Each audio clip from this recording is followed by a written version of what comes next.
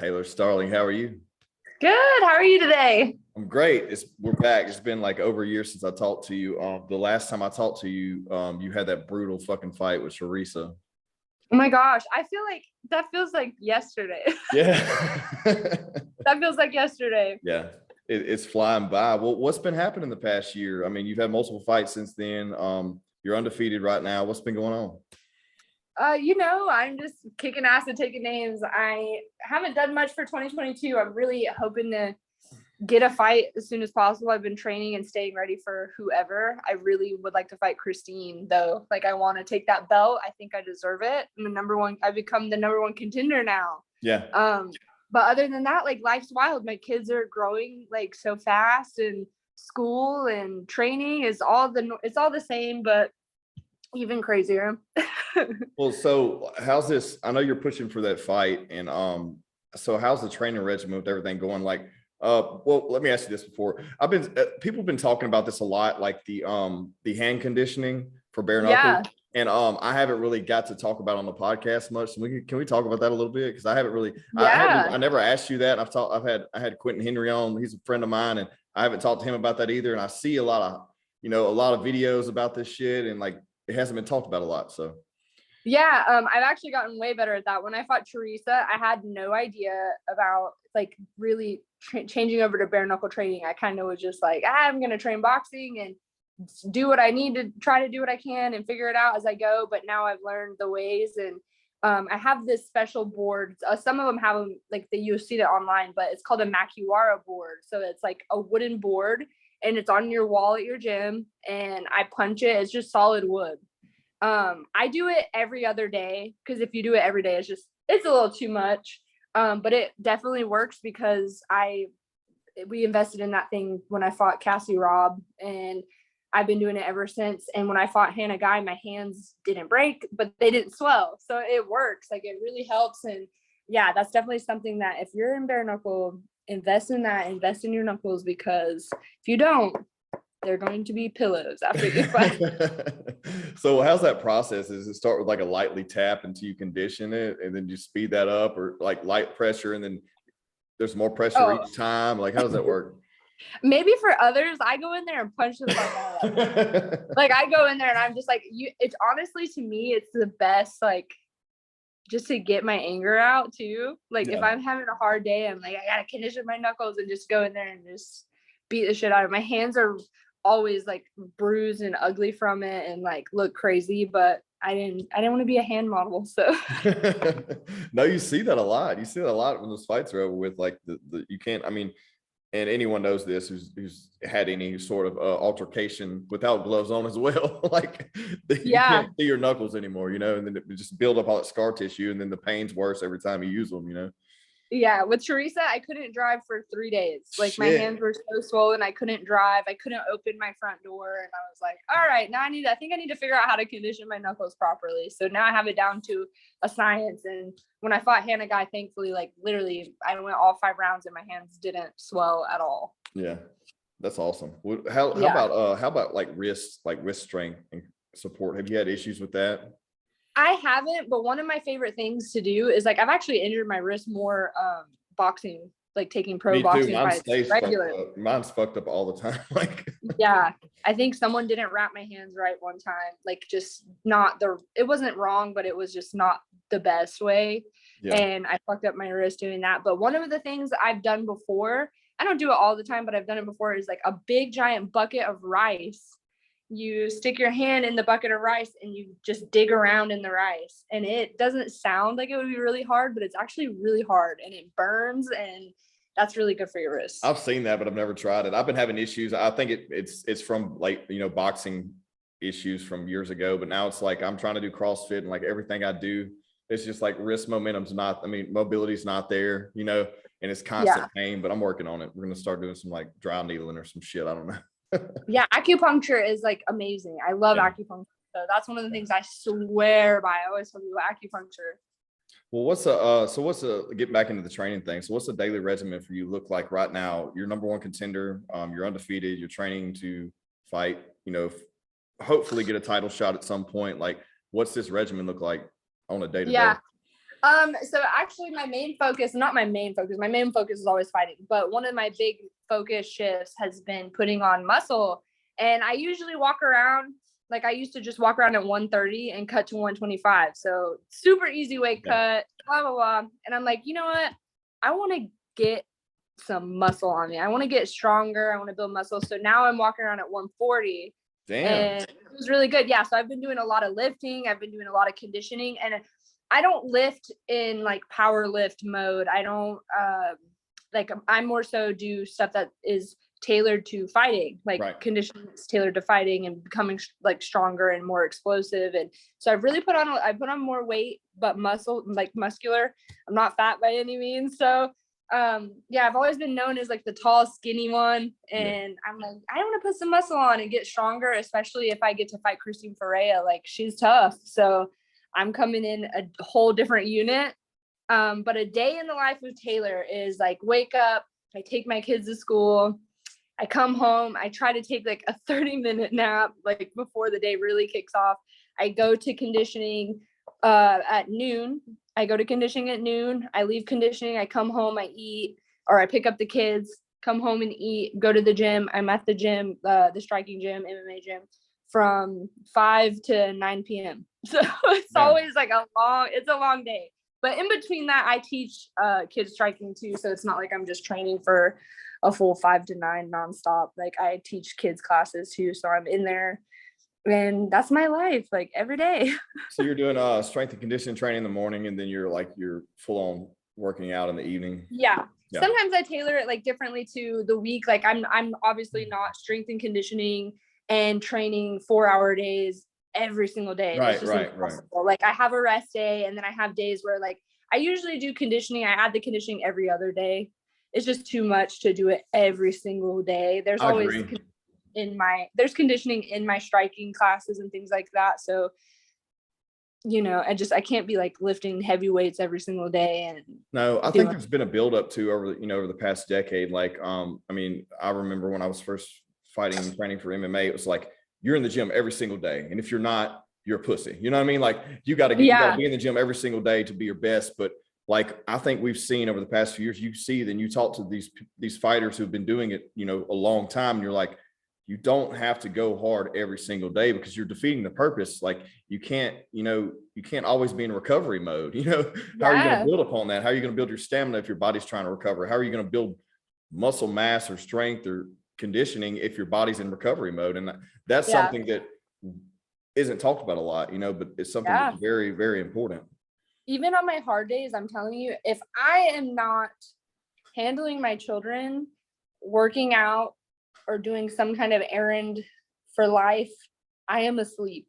Yeah. Like, I wake up very early, I get shit done very early, I come home, I take a nap, I go get the kids, work out, we come home. Sometimes I'll take a nap before I go to the gym. I come home, I go to bed at a good time. Like, sleep is like one of the best things. And I saw especially Sean O'Malley, people were like, why do you think that you're so successful? He's like, because I fucking sleep all the time. It's so good for you, and I need it. Like, I literally knock out every time I go to sleep. I knock the fuck out, so I can tell my body needs it. How many hours? Like, are you like an 8-hour girl? 10 hours? How are you? At night, no. Like, I usually go to bed at 11.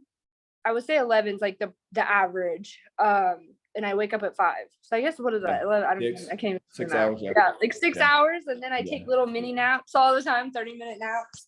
The problem is, if I can't take a hour nap plus, that will like shit. That will derail my whole day. I will just be done. I've noticed that too. 6 to 7 hours for me is like the sweet spot, and then, you know, you can still get a lot of shit done. You know, you go for that 8 or 10 hour, man, you feel groggy and you're like, you know, slow to get started. What's your diet looking like now? You said you're putting on muscle, so are you changing it up a little bit?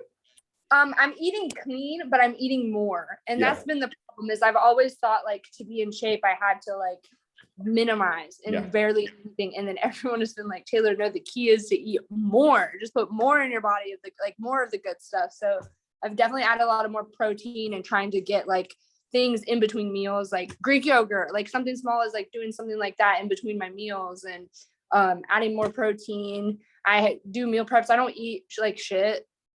So everything's really good. It's just more. And people would be surprised to know that, like, when we say more, like obviously there's people who eat shit food and they're like, but if you eat clean food, and you'd be surprised how much more your body actually needs. So that's what I'm doing. I'm eating more and I'm enjoying it because I love to eat. I love to eat. Same here. I fucking look. It's very interesting because if you're eating clean a lot and you eat one bad meal, I feel like it derails your whole day, and then you can't keep that metabolism going. But like when you start eating clean, I feel like you're always hungry. Like, you know what I mean? But you can tell like you need it. Like it's like, oh shit, I need some carbs. I need some carbs in this window because I'm about to do this, or I need some fat because I feel depleted and energy's low. You know what I mean? Like it's funny how more body aware you become once you start like paying attention to that shit. Like this, I usually eat first thing when I wake up, and this morning I did not eat first thing when I woke up just because my morning was so hectic, and I literally was like shaky. Yeah. And I was, oh, why am I so shaky? And then I ate and I was fine. Yeah, It's like my body just needed it. That's how it goes. But it's crazy, like just to get up to one, like just adding the diet to my exercise, it got me up, and I'm like, I'm a unit right now. Well, that's what I was gonna say. Like I can only imagine, because I mean you're you're a unit already, you know what I mean? And then adding that 10 pounds to you is like insane to think about, you know, like I'm a lot stronger. It's cool. Has it fucked with your speed any? No. I'm so fast. I'm just stronger and fast. So it's that's another thing. Like I was about to say, you're fast and you're strong. Like you're already strong. Like fuck, you know, like and just upping that's something that's, gosh, I'm ready. This shit needs to happen. This fight needs to happen. 100%. I'm so ready. I want Christine so bad. It's just like, it's driving me nuts. It's to where like to the point where I can't even think about anything else they could offer me, anybody else, and I just want fucking Christine. I want the belt because I know I'm gonna win. I know I'm gonna win. Any like bickering? I feel like I saw a video. Didn't I see a video? Like what happened there?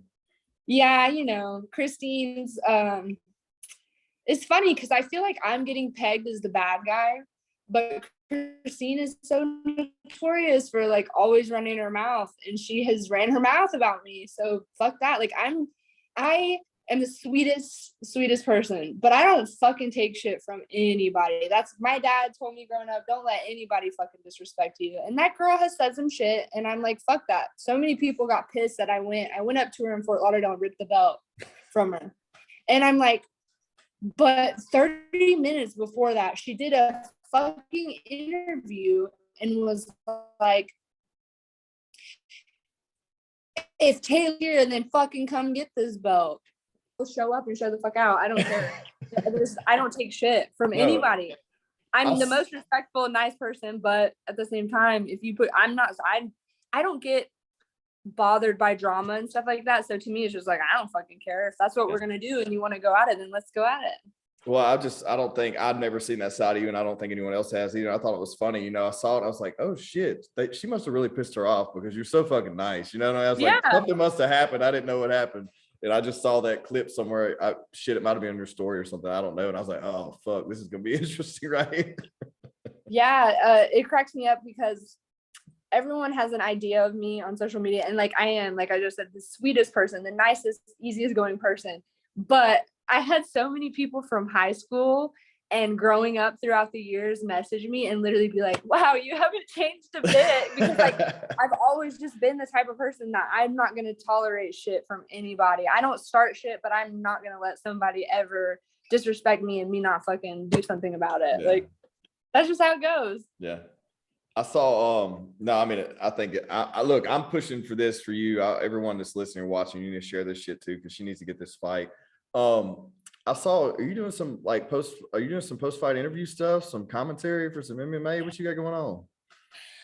You know, I got some local promotions here that I have fought for as an amateur. They're like, I fought for them as an amateur, and, you know, being like a local star in fighting, they asked me to come and do stuff. It's so funny because I don't think I'm good at it at all, but they always ask me to come. And of course I always go and do it. That was my first time. See, commentating I've gotten better at.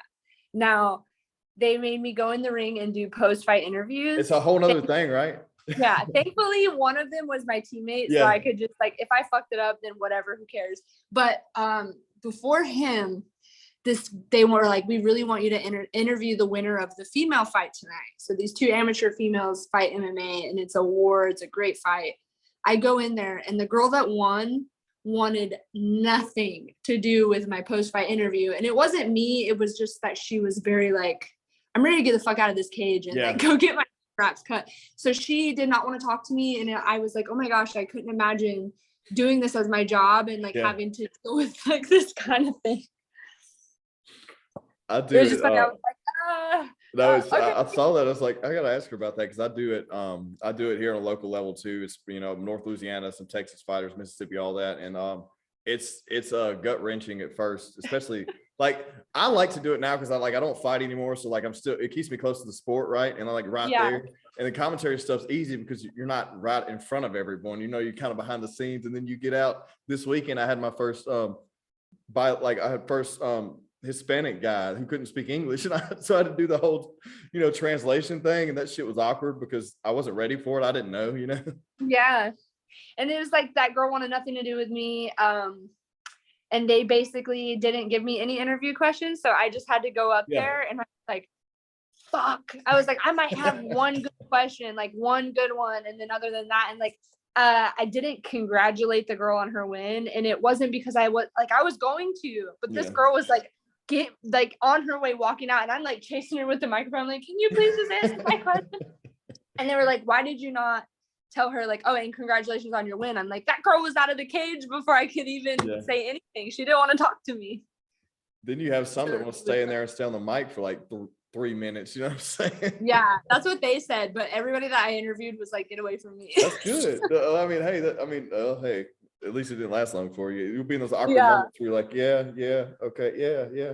Just looking at the camera. Their mom, their grandma, the whole team, all that. No, but it's always like the staple questions. What do you expect? What's for you next? It's like people get tired of the same fucking question, right? Like, what's next for you? Or congratulations on your win, Anyways, yeah, had to throw that in there.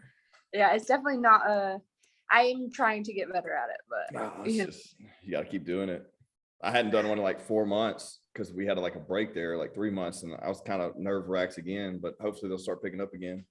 But anyways, back to you. So you still have your day job too? You still no. Okay. I solely run off. Yeah, I full-time fight, but that's mainly because of my fan site, which a lot of people have a lot of opinions and thoughts on that. But at the same time, it's like, if I didn't have that, I would not be where I'm at training now. And that's where I have to be training to be fighting for the world title and doing things like that. I cannot work a 9 to 6 job and be champion fight camp ready. So I got blessed with that. So thankfully, I mean, it's not my ideal job. It's not like a lot of people say a lot of bad things. It's not what I would love to be. I would love to just be paid to train all the time, but it unfortunately doesn't work that way. And so you don't make that much fighting as much as you would think to just live your life and everything be covered. It doesn't work that way. So thankfully, I'm doing the fan site thing, and I know a lot of other fighters do it in females, and I'm doing that, and it helps me do what I need to do. And thankfully, I'm just thankful I have it. The bakery, I miss the bakery, but like the conflict in my schedule and training camps, like it was hard for me to be at the bakery and be like, hey, by the way, I need a whole 8-week camp off, but I can't help you guys. Like I have to train and then I'll come back. So I understood that because they weren't really happy about that. And then the coffee shop I was working at closed down. I was still kind of going in there every once in a while just to help them out. But they shut down. And so, I'm blessed with the fan site. It's a blessing and a curse, but that's really what I do. And thankfully it helps me with training. Well, so what's been the negative pushback on that? Like so many people have their opinions, and firstly, hey, it's your business. You do what you want. You know what I mean? And not only that, but like it's giving you time to double down on what your job is. You know what I mean? More so like there's definitely, it's just the side of people judging it or saying that like I don't respect myself and blah blah blah. And at the same time, I'm like, anybody who says that that they would not be willing to just get naked or put on a bikini or do whatever and get paid the amount that I get paid a week is like crazy. So it's like it's just, I don't know. There's a lot of people that will say talk shit about me being a mom, you know, because I have kids. So they'll be like, what are you going to do in 5 years when your kids see your pictures all over the internet? And I'm just like, you know what? Then you have a talk with them. I'm like, if I think about it this way, there's people who are adult film actresses that have children and families and husbands. And there's people who do other things that have family and children and husbands, and life is a-okay for them. So I don't care. My kids, I teach my kids nothing but love and respect and being kind always. So I don't think it's going to change their mind on how much they love their mama. No, we're just in a transitional period with technology and everything. You know what I mean? It's just these are new things that are available now that you can do to make money, and it freaks people out. It's like anything, you know, it freaks people out sometimes, you know. And like my family, they don't care. Like they accept it. They knew. Like I didn't sit and like go, hey dad, like I'm doing this on the internet. I think someone had said something to him about it. And he said, I don't give a fuck. Her bills are paid. Yeah. She pays all her bills and she don't ask me for help. I don't care. So yeah. So it worked out. What's have you said you've been coaching? How's that going? What you've been doing with that? Oh my gosh, it's hilarious. I train a kids class, so I do kids striking. We didn't have kids striking at our gym. It was just they were only had like wrestling and jiu-jitsu. So I volunteered to do kids striking. I was like, I would love to teach the kids, and I don't get paid for it. I told them I was gonna get paid for it, but I was like, I don't even want to get paid for it. I just want to do it. I want keep the money for the gym. I was like, I just want to teach the kids, and it's the most difficult and rewarding job, you know, because it's funny. The kids have this cycle where like they come in on Monday and they don't want to do shit. They're all dragging their feet, and it's very frustrating because I'm like, just fucking like when we're doing warm-ups, like they won't want to run. I'm like, fucking run, like run. And then Wednesdays they're always more amped up, but my kids are savages, so it's fun, and like it's so rewarding to see them, like they've all learned so quickly. Like I sucked when I first started. When did you start? How old were you? I was 13. Oh, because you just start early. Okay. I didn't start until I was like 18. So yeah. Oh, I started at 13 and I could not fucking put my feet and my hands together at all for like the first year. And then these kids in like 2 weeks are like throwing 8-piece combos and slipping and rolling. And so like working with them is so rewarding, especially when like just to watch them progressively get better. Yeah. It's so fun. And they do jiu-jitsu too. So I'm like, maybe we get some kicks going. Like we get someone to teach kicks and put it together and have these little kids doing little pancration fights or boxing matches, just whatever. Like they're so savage, and it's the most rewarding thing in the world. How old are they? I have my age range is crazy. I have a 4-year-old in my class, and then it goes all the way up to 13, 14. Okay. So that's cool. Sometimes that's like the hard part is sometimes, you know, you got the older kids that are getting the hang of it, and then you got the 4-year-olds who are like butterflies and rainbows and like don't want to, like they don't even, they're just like there because mommy brought them. So it's like their attention span's a little different than the older ones. Yeah, I think but it's still fun. I always find something for them to do. That's good too. I can only imagine like starting at that age. Like, could you imagine starting at 4 years old, you know, and with the fundamentals that you have, you know, someone teaching you that at that age, how savage you're going to be by the time you legally can fight. Like, it's fuck. Yeah, I wish. And then even like with the little ones, I always tell their parents, because at first the parents were like, oh, they're not really paying attention. Maybe I should take them out because it's distracting class. I'm like, no, even if they're in here and they're just like fucking around the whole time, get your kids used to being in the habit of being on that schedule and coming in the gym, or just having them in a routine, and then they'll get used to the setting and they'll just grow with it, and then they'll get better as they go. So I'm always like, even if they're sitting there spinning in circles or something, like not really wanting to do class, I just like tell them to stay and encourage them to stay so that they can grow into it and get better at it. Yeah, it's just one of those things where it's like they'll start as they move forward, they'll start looking forward to it, right? And they're talking about going to it, and then they show up, they actually pay attention because it's something it's you just got to develop like a habit, you know. And for kids, I think it's the hardest thing, you know. Once it's structured and it's a schedule, it makes it so much easier for them. But you said like if they're already doing jiu-jitsu, like that's great because they're already taking some sort of instruction. Yeah. So it's fun, it's interesting, and it's like they just, I need to post more of them. I just am funny about like posting younger kids without the parents' permission and stuff Right. like that. They're like the most savage kids. It's insane. Like one of the kids came up to me the other day and was like, what do you say? What was up with today? That class was weak. I'm like, what? And then I've like, me and this kid start like boxing each other, and he's like 13. But I was one of those days where nobody wanted to fucking work. So Yeah. I'm like, class is weak because you guys ain't pushing yourself. That's right. And then it's just funny because they're so savage, and they're every Wednesday they're like, can we spar? Can we spar? So today I know I'm gonna go, and they're gonna be like, can we spar? And they will be beating the shit out of each other, and someone's always ending up crying, and then they come back the next day and they want to do it again. So it's like, Yeah, it's fun. I feel like we over sparred. How much do you spar nowadays?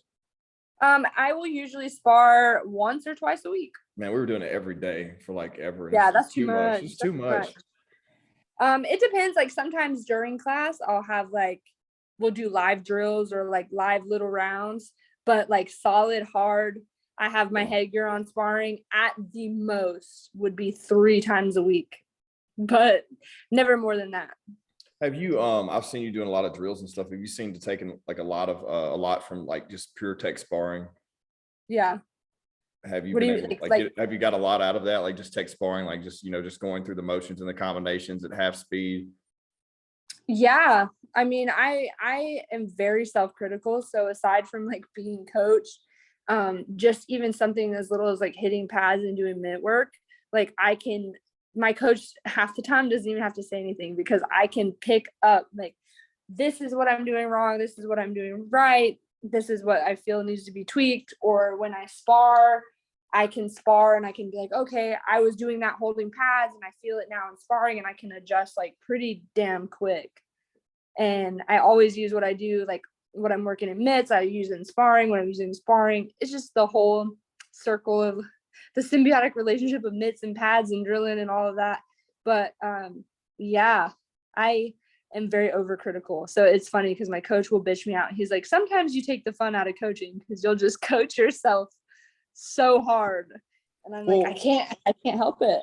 You're just extremely technical. I've noticed that in your fights too, like versus a lot of bare knuckle fighters, where it's just brawl, no strategy go in until someone gets knocked the fuck out. Like you are very technical. Yes, of course you end fights too, but you're very technical when you do those things. So like being able to end a fight and do it technically and beautiful, you know what I mean? Like to where it's like not just overhands everywhere, wide hooks and shit. Like it's actually strategic. Like there's a plan behind it. Not I'm just going to knock them the fuck out. I'm going to do it with grace. You know what I mean? Yeah, because I've learned that. I mean, everybody knows I'm fucking tough. So I've gotten to the point where I'm like, all right, I don't need to prove to the world that I'm tough anymore. I need to prove to the world that like I am here to be taken seriously as a technical fighter and pugilist. Like it's just, I want to be the best in every way, shape, and form. I want to be a savage, but I want to be a savage that's technical and clean and like everything's calculated and formulated, and there's a difference. So yeah, I put the fun in fundamentals. Well, other than seeking out that belt, what else is on your agenda? What do you have your hopes set for? Dude, that's like the number one thing. I just want to fight.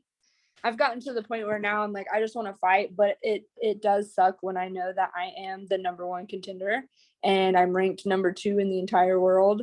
Britain lost and I'm up next. There's not one person on the bare knuckle flyweight women's division roster that makes sense to fight for the title belt besides me. Yeah. So it's frustrating because taking any other fight to me is just like, unless they're like, have a great record, and I don't see anybody having as good of a record as me right now besides Britain. And she's got things going on personally, which like I send all my love and everything to Britain, but that and Beck, like her and Beck are gonna have a fight, so it's gonna be a while. Other than that, like who fucking makes sense? Yeah, and you don't want to take just anyone, like you were saying earlier, like when you mentioned Sugar Sean, I think of him. You're like, you want to take the right fights, right? You're in the point of your career where that's the fight for you. It's not another one. There's not another one for you right now. That's it. Yeah. And now it's like there's so many people rejecting fights with me or the best that people can do is find a can that doesn't know who I am. And if they don't know who I am, they just are hiding under a rock. That would fight me. And I don't want to fight 0-0 people anymore. I want to fight the best. I mean, nothing against 0-0 people. They've all been tough. Like Hannah Guy is on the Ultimate Fighter right now. And that's like wild. Yeah. But yeah, I want to fight either in the top or for the belt. That's it. So I don't know. I just want to fight now. I might kind of be to the point where I'm like, I don't even care. I just want to fight anybody. It's 2022. Like my 2021 was crazy and I was fighting and just going through it, tearing through. And now that it's in 2022 and we're already almost to June, I'm like, fuck, I just want to fight so bad. Going back to that, we were talking about you not being able to drive for like 3 days. Going back to that, what was that fucking recovery like from that fight? Holy shit. It took a good 4 months. Yeah. Of just not doing shit. And I, like, my stubborn ass, I was in the gym, like, I can hit pool noodles. And like, I literally couldn't even barely punch pool noodles. So I just had to kind of chill. It was ass. It was very rough and it was painful. But then I was like, whatever. I had to wait. I had stitches and all of that. When I fought Cassie Robb, thankfully, I had no recovery time. I didn't have to do anything. Yeah. And then with Hannah Guy, that was about like a 4-month recovery process, like just to make sure for everything to start feeling like pretty damn good. And with Hannah Guy, I didn't really get injured. I tore my ear, like a piece of my ear got split open, but that was about it. Other than that, I was just sore, like just achy and sore for a little while. Yeah. Well, I think you've, those 2 fights, I mean, especially the Teresa fight, but like you brought a lot of attention to the sport that had never been here before, right? Like, yeah, I had known you before then, like knew who you were, but I didn't really, after I saw that, and then I hear random people like, hey, did you see that? Because they know I'm in all the fight stuff. And they're like, I'm like, yeah, I fucking saw that. I had her on the podcast. She's a fucking beast. Like, but like what you're doing for the sport's amazing. Like you're bringing a lot of attention to it, bringing a lot of positive vibes. I'm excited about it because there's already people that are, there's constantly, retired MMA fighters transitioning over, and doing well in this sport, but like you're a pioneer for it, I think, on your side of it, and it's unique and it looks good. It works well. I know. Now I just need a damn strap around my waist. Yes. Just take over the world. Let's go. Yes. Like I'm so excited. I love it. I think it's so dope. I think since I've been in there, a lot more women have signed, people that I actually personally know, some I don't know, like it's starting to grow and it's cool. At the end of the day, we're all women working our asses off, and I think we definitely are getting the respect we deserve. Have you met Andy Nguyen yet? Oh yeah, I actually fought for Andy Nguyen for King of the Cage. Okay, cool. I love Andy Nguyen. So she actually lives near me. She's one of my friends. She was the matchmaker for King of the Cage when they were down here, and I fought for Andy Nguyen. Yeah. She used to train with us over here years ago. Haven't seen her in a long time, but yeah. I love Andy. She's awesome. Well, hey, any last words? Anything you want to end this thing on? I think we got, well-rounded number 2 episode here, Get me a title fight, everybody. Let's go. Let's Bare Knuckle. Let's go. That's about it. Thank you for having me. Thank you for always reaching out to me and promoting me, doing the damn thing. And thank you everybody for the love and support. And I'm going to get that belt, baby. Ready or not, here I come at some point. I can't wait. I can't wait until next time. Yeah. If I don't talk to you before then, I plan on seeing you with that around your waist. Absolutely. Thank you so much. All right.